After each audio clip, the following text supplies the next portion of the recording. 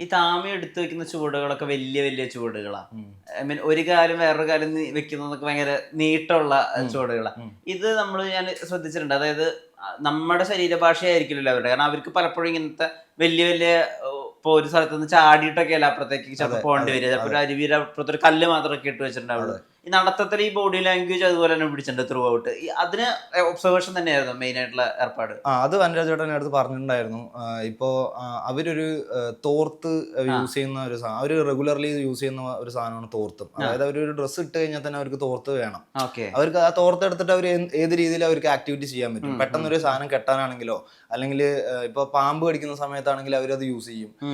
ആ തോർത്ത് അവർ തുടയ്ക്കും. ചിലപ്പോൾ തറയിലിരിക്കുന്ന സമയത്ത് അവിടെ തട്ടും. അവർക്ക് അങ്ങനെ അത് വൃത്തിയൊന്നും അല്ല അത് നോക്കുന്നത്. അവർക്ക് അവരുടെ ഡ്രസ്സിന്റെ കൂടെ അല്ലെങ്കിൽ അതെ അവരുടെ കൂടെ ഉള്ള ഒരു സാധനമാണ്. അതേപോലെ നമ്മളിപ്പോ എവിടെയെങ്കിലും ഒരു സ്ഥലത്ത് ചെന്നിട്ട് നമ്മള് ഇപ്പോ ചെയറൊന്നും ഇല്ലാത്ത അല്ലെങ്കിൽ ഒരു ഇച്ചിരി ഹൈറ്റ് ഇല്ലാത്തൊരു സ്ഥലമാണ്, നമുക്ക് അവിടെ ഇരിക്കാനാണെങ്കിൽ നമ്മളവിടെ അഴുക്കൊക്കെ ഉണ്ടോ നോക്കും. അവർ അങ്ങനെയുള്ള സ്ഥലമല്ല യൂസ് ചെയ്യുക. അവർ ആദ്യം താഴെ ഇരിക്കുക, അവര് നിലത്തായിരിക്കും. അവിടെ ഈർപ്പമാണോ എന്നൊന്നും നോക്കില്ല. ആ തോർത്ത് ജസ്റ്റ് വിരിക്കും, അവിടെ ഇരിക്കും. അതാണ് അവരുടെ കംഫർട്ടബിലിറ്റി. സോ ഇങ്ങനെയുള്ള കാര്യങ്ങളൊക്കെ ഞാൻ കുറച്ച് അവരുടെ അടുത്ത് നോക്കി പഠിച്ചൊരു കാര്യമായിരുന്നു. പിന്നെ ആ തോർത്തൊരു മെയിൻ എലമെന്റ് തന്നെയായിരുന്നു.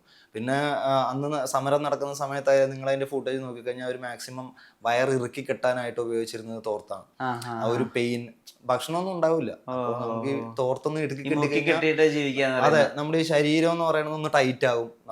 ഓൾറെഡി നമ്മൾ മാനസികമായിട്ട് വേറൊരു മൂഡിലായിരിക്കുമല്ലോ ഒന്ന് അവർ ട്രാവൽ ചെയ്തത്. പിന്നെ ഈ തോർത്തും കൂടെ ആണ സമയത്ത് അവർ ഒന്നും കൂടെ ഒന്ന് പവർ ആകും. അത് ഞാൻ എക്സ്പീരിയൻസ് ചെയ്തായിരുന്നു. ആ ക്ലൈമാക്സിന്റെ പോർഷൻസിലൊക്കെ തോർത്ത് വലിച്ചു കെട്ടിയ ഒരു ഇതൊക്കെ എനിക്കൊന്നും ഓർമ്മിക്കാൻ പറ്റുന്നു എന്നുള്ളൊരു കാര്യം.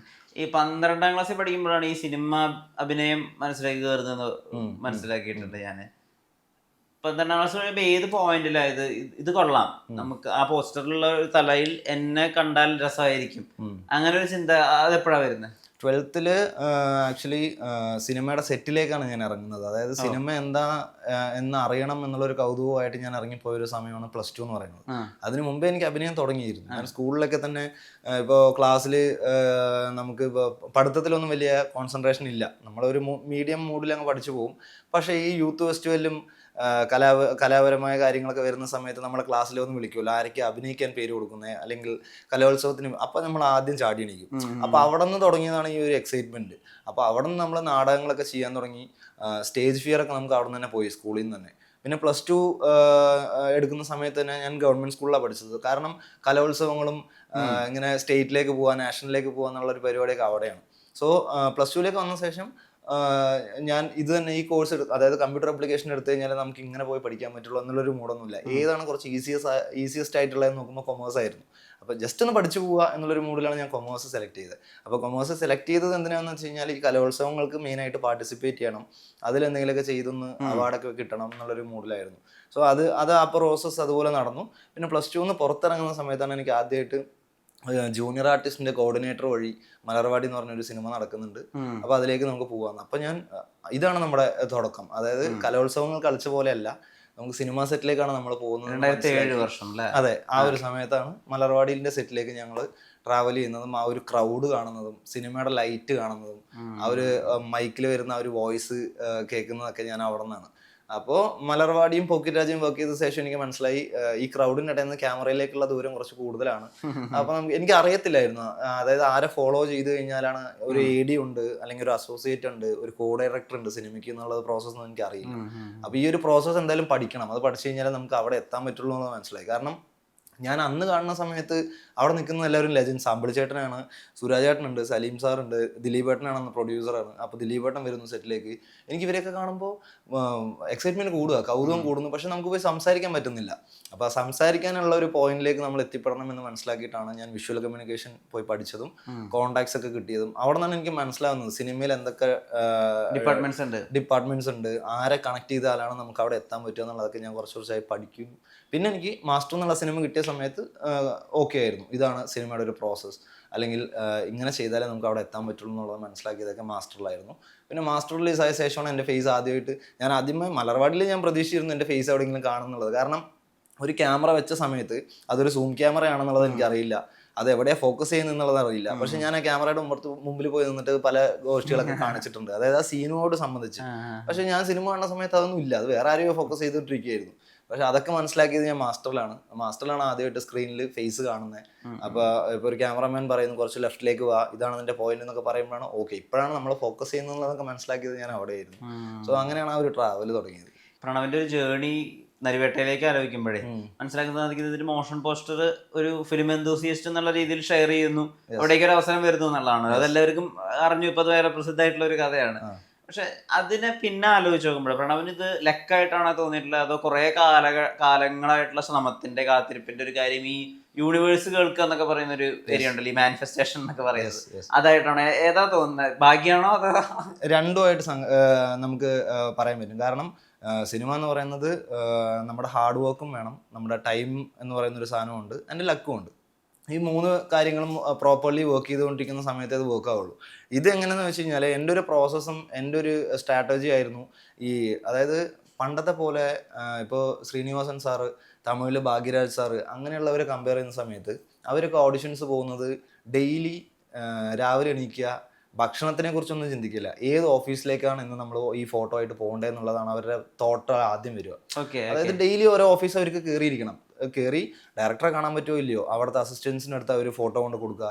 ഞാൻ കണ്ടിട്ടുണ്ട് ഓരോ ഓഫീസിലും ഫോട്ടോസ് ഡംപ് ചെയ്ത് വെച്ചേക്കുന്നത്, ഞാൻ ഓർക്കുന്നുണ്ട്. പക്ഷേ ആ ഒരു പ്രോസസ്സ് അല്ല നമുക്ക് ഈ ഒരു കാലഘട്ടത്തിൽ. നമുക്കിപ്പോൾ ഫോൺ തുറന്നു കഴിഞ്ഞാൽ എല്ലാവരും നമ്മുടെ സ്ക്രീനിൽ വരുന്നു. നമുക്ക് സംസാരിക്കണമെന്ന് പറയുന്ന ഡയറക്ടറെ അടുത്ത് നമ്മൾ അവർ ഇന്ററാക്ട് ചെയ്യുമോ ഇല്ലയോ എന്നുള്ളതല്ല, നമ്മൾ മെസ്സേജ് അയച്ചു കഴിഞ്ഞാൽ ജസ്റ്റ് ഒരു സീൻ എന്നുള്ളതെങ്കിലും നമുക്ക് കാണാൻ പറ്റുന്നുണ്ട്. അപ്പോൾ നമ്മൾ ചെയ്യുന്ന കാര്യം അവരിലേക്ക് ഡയറക്റ്റായിട്ട് എത്തിക്കാനുള്ള ഒരു ശ്രമം നമുക്ക് ഈസിലി അവൈലബിൾ ആണ് ഇപ്പോൾ. ഇപ്പോൾ എൻ്റെ അടുത്ത് ചോദിക്കുന്ന പിള്ളേരുടെ അടുത്ത് ഞാൻ പറയുന്നത് അതാണ്, നിങ്ങൾക്ക് ഇപ്പോൾ ഫോട്ടോ എടുത്തിട്ട് അല്ലെങ്കിൽ ഓരോ ഓഫീസായിട്ട് രാവിലെ തൊട്ട് വൈകുന്നേരം വരെ കയറി ഇറങ്ങണം എന്നുള്ള ഒരു ആവശ്യമില്ല. സോഷ്യൽ മീഡിയ ഉണ്ട്, ഇൻസ്റ്റഗ്രാം ഉണ്ട്, നിങ്ങൾക്ക് ഈസിലി ആക്സസബിൾ ആണ്. സോ ഈ ഒരു പ്രോസസ്സ് ഞാൻ ചെയ്തുകൊണ്ടിരിക്കുന്ന ഒരു കാര്യമായിരുന്നു. ഈ സോഷ്യൽ മീഡിയ വഴി അല്ലെങ്കിൽ എനിക്ക് ഇഷ്ടപ്പെട്ട ഡയറക്ടേഴ്സിനെ ഫോളോ ചെയ്യുന്നതും അവർക്ക് ഞാൻ എൻ്റെ പ്രൊഫൈൽ ഷെയർ ചെയ്യുന്നതും അവരുമായിട്ട് ഞാൻ ഇൻട്രാക്ട് ചെയ്യുന്നതൊക്കെ ഈ സോഷ്യൽ മീഡിയ വഴിയായിരുന്നു. അപ്പൊ ഇങ്ങനെ ഒരു പ്രോസസ്സിന്റെ ഭാഗമായിട്ടാണ് ഞാൻ നരിവേട്ടയും ഷെയർ ചെയ്യുന്നത്. അപ്പോൾ നരിവേട്ട എന്ന് പറയുന്ന ഒരു ടൈറ്റിൽ എനിക്ക് ഭയങ്കര ക്യാച്ച് ആയിട്ട് തോന്നിയതുകൊണ്ട്, എനിക്ക് കാർഡും അങ്ങനെയുള്ള പരിപാടികളൊക്കെ ഇഷ്ടമായതുകൊണ്ടും ഓക്കെ നമുക്കിത് ഷെയർ ചെയ്തേക്കാം എന്നുള്ളൊരു മൂഡിലാണ് ഞാൻ ഷെയർ ചെയ്യുന്നത്. അപ്പോൾ ഷെയർ ചെയ്യുന്നതിന് മുമ്പാണ് ഞാൻ ജസ്റ്റ് നോക്കുന്നത് അനുരാജ് ഏട്ടനാണ് ഇഷ്ക് എന്ന് പറയുന്ന സിനിമ ചെയ്ത ആളാണ്. സോ ഇഷ്ക് നോക്കുന്ന സമയത്ത് എനിക്കും റസ്റ്റിക് ആയിട്ടുള്ള ഒരു മൂഡ് പിടിച്ചു പോകുന്ന ഒരു ഡയറക്ടർ അല്ല അത്. അപ്പൊ നമുക്ക് കിട്ടുമോ, നമ്മളെ യൂസ് ചെയ്യോ എന്നുള്ളൊരു ഡൗട്ട് ഉണ്ട്. ബട്ട് നരിവേട്ട എന്ന് പറഞ്ഞ ഒരു ടൈറ്റിൽ പുള്ളി എന്തിനാ വെച്ചേക്കുന്നത്, അപ്പൊ ഇതിൽ എന്തോ ഉണ്ട് എന്നുള്ളൊരു സാധനവും തോന്നി. പിന്നെ മോഷൻ പോസ്റ്ററിന്റെ ഒരു സ്റ്റൈലും എനിക്ക് ഇഷ്ടപ്പെട്ടു. ശരി, മേ ബി നമുക്ക് ഷെയർ ചെയ്തേക്കാം, അടുത്ത പടത്തിലെങ്കിലും നമ്മളെ നോക്കിക്കോട്ടെ. കാരണം ഞാൻ സൂപ്പർ സിന്തയൊക്കെ ചെയ്തിരിക്കുന്ന ഒരു സമയമാണ്. അപ്പൊ എന്റെ പ്രൊഫൈൽ ഓൾറെഡി ഞാൻ ഫിൽഡ് ചെയ്ത് വെച്ചിട്ടുണ്ട്. അവർ കാണുകയാണെന്നുണ്ടെങ്കിൽ മേ ബി അടുത്തതിലേക്ക് വിളിച്ചോട്ടെ എന്നുള്ളൊരു ഇതിലാണ് ഞാൻ ഷെയർ ചെയ്യുന്നതും. അത് ഷെയർ ചെയ്യുന്നത് എൻ്റെ ഒരു പ്രോസസ്സാണ്, അതെൻ്റെ ഒരു സ്ട്രാറ്റജി പ്രോസസ്സാണ്. നല്ല നല്ല പ്രോജക്റ്റ് ഒക്കെ വരുന്ന സമയത്ത് ഞാൻ ടാഗ് ചെയ്യാറുണ്ട്, ഷെയർ ചെയ്യാറുണ്ട്. അല്ലെങ്കിൽ നമ്മളൊരു ഫോട്ടോഷൂട്ട് ചെയ്തിട്ട് ഇപ്പോൾ ജെയ്ക് സാറിന് എനിക്ക് ഭയങ്കര ഇഷ്ടമാണ്, അപ്പോൾ ജെയ്ക് സാറിൻ്റെ മ്യൂസിക് ഇട്ടിട്ട് ഞാൻ ജെയ്ക് സാറിനെ ടാഗ് ചെയ്യാറുണ്ട്. അപ്പോൾ പുള്ളിക്കാരനത് കാണാറുണ്ട്. അപ്പോൾ ഇങ്ങനെയുള്ള പ്രോസസ്സ് ഞാൻ ചെയ്യും. ബട്ട് നമ്മളിത് ചെയ്തത് കറക്റ്റ് സമയത്തായതുകൊണ്ടും ഈ ഒരു കാസ്റ്റിംഗ് അവർ നോക്കിക്കൊണ്ടിരിക്കുന്ന സമയത്ത് അത് ഒരു ലക്കാണല്ലോ. ആ ഒരു സമയത്ത് നമ്മൾ അയച്ചുകൊണ്ടാണ് നമുക്കത് കിട്ടിയത്. മേ ബി ഞാനത് ഷെയർ ചെയ്തില്ലായിരുന്നു എന്നുണ്ടെങ്കിൽ എനിക്കത് കിട്ടില്ല. സോ ലക്കും നമ്മുടെ ഇപ്പുറത്തുള്ള ഒരു ഹാർഡ് വർക്കും എല്ലാം കൂടി ചേർന്നിട്ടാണ് നരിവേട്ടയിൽ താമി എന്നൊരു പറയുന്ന സാധനം എനിക്ക് കിട്ടിയത് എന്നുള്ളതാണ്. ഓക്കെ. ഈ സിനിമയിലേക്കുള്ള ഒരു എൻട്രി ഇപ്പോ അതിന്റെ പ്രധാന വാതിൽ എന്ന് പറയുന്നത് ഇൻസ്റ്റാഗ്രാം ആണ്. ഇപ്പൊ ഈ കാലഘട്ടത്തിൽ നമുക്ക് അങ്ങനെ ഉപയോഗിക്കാം, അങ്ങനെയും നമുക്ക് ഉപയോഗിക്കാം. അതായത് നമുക്ക് ആ റൂട്ട് മാത്രമല്ല, ഇപ്പോൾ എനിക്കിപ്പോൾ ചെന്നൈയിൽ പോയിട്ട് റെഗുലറായിട്ട് ഇരുന്നിട്ട് എല്ലാ ഓഫീസും കയറി ഇറങ്ങാനും എനിക്ക് പറ്റും. പക്ഷേ മലയാളം നമുക്ക് ചെയ്യണം. അപ്പോൾ എറണാകുളത്ത് വന്ന് ആ ഒരു പ്രോസസ്സ് ചെയ്യണത് കുറച്ച് ടാസ്ക് ആണ്. അവിടെ നിന്ന് ഇങ്ങോട്ട് ട്രാവൽ ചെയ്ത് ഇവിടെ നിന്ന് അങ്ങോട്ട് ട്രാവൽ ചെയ്യുക എന്നുള്ളത്. അപ്പോൾ അതിനേക്കാളും ഈസി ആയിട്ട് നമുക്ക് ഫോണുണ്ട്. ഫോണിൽ നമ്മൾ ഷെയർ ചെയ്യുന്നു, അവർ കാണുന്നു. നമ്മളവർ ഇഷ്ടപ്പെടുകയാണെങ്കിൽ ഓഡിഷൻ നമുക്ക് കണക്ട് ചെയ്ത് തരുന്നു. അപ്പോൾ ഓഡിഷന് വിളിക്കുന്ന സമയത്ത് നമ്മൾ എത്തിപ്പെടാൻ പറ്റുന്നുണ്ട്. അതായത് ഡയറക്ടേഴ്സിൻ്റെ അടുത്തോ അല്ലെങ്കിൽ ഒരു കോ ഡയറക്ടറിൻ്റെ അടുത്തോ അസിസ്റ്റന്റിൻ്റെ അടുത്തോ, ഇപ്പോൾ ആർട്ടിസ്റ്റിൻ്റെ അടുത്ത് വരെ നമുക്ക് ഇതിലൂടെ കമ്മ്യൂണിക്കേറ്റ് ചെയ്യുക എന്നുള്ളതാണ്. പണ്ടൊന്നും നമ്മളൊരു ആർട്ടിസ്റ്റിനെ നമുക്ക് കാണാൻ വരെ പറ്റില്ല. ഇപ്പോൾ ഒരു ആർട്ടിസ്റ്റുമായിട്ട് നമുക്ക് ഇൻട്രാക്ട് ചെയ്യാൻ പറ്റുന്നു, അവർ നമ്മളോട് സംസാരിക്കുന്നു, അവരുടെ സിനിമകൾ നമ്മൾ ഇഷ്ടപ്പെടുന്നു എന്ന് പറയുന്ന സമയത്ത് അവർ നമ്മുടെ അടുത്ത് ഓക്കെ താങ്ക് യു എന്നെങ്കിലും പറയുന്നു. അപ്പോൾ ആ ഒരു രീതിയിൽ സാധിക്കുന്നുണ്ട്. അതെ, ആ ഒരു രീതിയിൽ എത്തിപ്പെട്ട് നിൽക്കുന്ന സമയത്ത് നമ്മൾ എന്തുകൊണ്ട് ഇത് യൂസ് ചെയ്തുകൂടാ എന്നുള്ളൊരു കാര്യമുണ്ടല്ലോ. സോ എത്രയോ പേര് ഞാൻ എങ്ങനെ ചേട്ടാ അവിടെ എത്തുക, അല്ലെങ്കിൽ എന്നെ കൊണ്ടുപോയി നിർത്താൻ പറ്റുമോ എന്ന് ചോദിക്കുന്ന സമയത്ത് അവർക്ക് അറിയില്ല ഈ ഒരു പ്രോസസ്സ് എന്താണെന്നുള്ളത്. ശരിക്കും നമുക്ക് കൊണ്ടുപോയി ഒരാളെ കൊണ്ടുപോയി നേരിട്ട് നിർത്തിയിട്ട് പിന്നെ ചാൻസ് കൊടുക്കുന്നൊന്നും പറയാൻ പറ്റില്ല. കാരണം നമ്മൾ അതിനേക്കാൾ മോശം അവസ്ഥയിലാണ് നമ്മൾ പോകുന്നത്. പക്ഷെ അവരങ്ങനെ ചോദിക്കുന്ന സമയത്ത് നമുക്ക് വിഷമമാണ്. കാരണം നമ്മൾ കൊച്ചു കൊച്ചായിട്ട് എവിടെയെങ്കിലുമൊക്കെ ചെയ്തിട്ടുണ്ട്. അവർക്ക് തോന്നുന്നത് ഇവർ നമ്മളെ ഹെൽപ്പ് ചെയ്യുന്നില്ല എന്നുള്ളതാണ്. പക്ഷെ അങ്ങനെയുള്ള കാര്യമല്ല.